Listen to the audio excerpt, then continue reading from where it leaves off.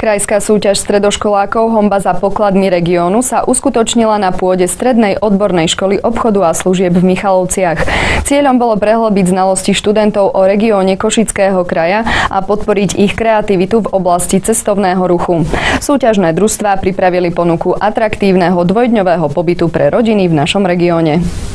Do súťaže sa prihlásilo 9 stredných škôl so zameraním na cestovný ruch, gastronómiu a hotelierstvo. Každé dvojčlenné družstvo pripravilo ponuku, ktorá mala odrážať jedinečnosť cieľového miesta a služieb lákavých pre návštevníkov. Vo svojej PowerPointovej prezentácii žiaci preukázali napadité myšlienky a znalosti v oblasti prípravy konkrétneho produktu. Výsledkom tejto súťaže by mohli byť niektoré už konkrétne práce. Napríklad u našich žiakov som si všimol zaujímavú myšlienku po stopách starajovcov, rôzne tematické nápady.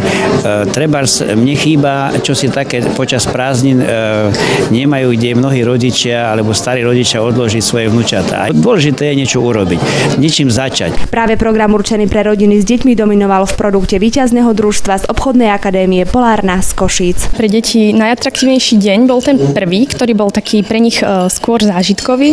Začal sa teda návštevou zoologickej záhrady, pokračoval dinoparkom, ďalej sme ich zaviedli do botanickej záhrady, ktorá má veľmi krásne exteriérové priestory.